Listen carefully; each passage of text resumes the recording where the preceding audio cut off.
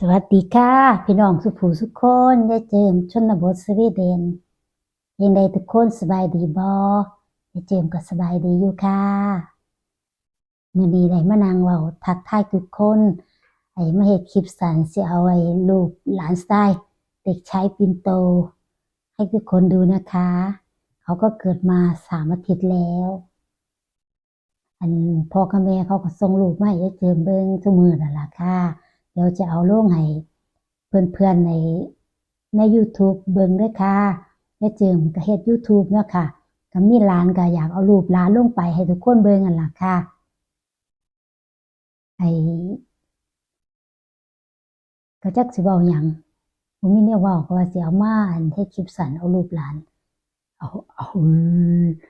ลูกหลานแล้วก็วิดีโอสั้นๆให้ทุกคนเบิ่งนั่นล่ะค่ะอากาศข้างนอกเป็นจั่งใดว่าฮ้อนอากาศข้างนอกมีแดดโปรดแล้วก็แดดออกอากาศเย็นค่ะเห็นบ่ยายเจิมได้ใส่เสื้อกันหนาวน่ะค่ะแต่ข้างในมันก็ไม่หนาวหรอกค่ะเพราะว่ามีเครื่อง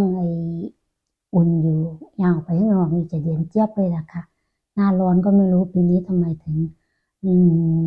หนาวก็ไม่รู้10 วันแล้วก็อากาศเป็นอย่างนี้แต่ก็ว่าฝนตกลงมาก็หญ้าก็เขียวแน่แล้วล่ะค่ะทุกคนเอาแค่นี้ล่ะค่ะเอาแดดบุดแล้วมันมืดก็ขอบคุณทุกคนด้วยค่ะที่เขามารับชมแดดมืดมันจะถอนมาแสงจังซี่น่ะค่ะพอกันใหม่คลิปหน้าเด้อค่ะจะเอารูปหลานชายให้ทุกคนดูบ่อยหลานชายดูแล้วเด้อเด็กชายปิ่นโตนะคะขอให้ทุกคนมีความสุขสุขภาพร่างกายแข็งแรงสวัสดีค่ะ Thank you for watching see you next video bye bye มันแดดมาส่องมันสะท้อนกับแสงไฟมันเป็นบัวค่ะ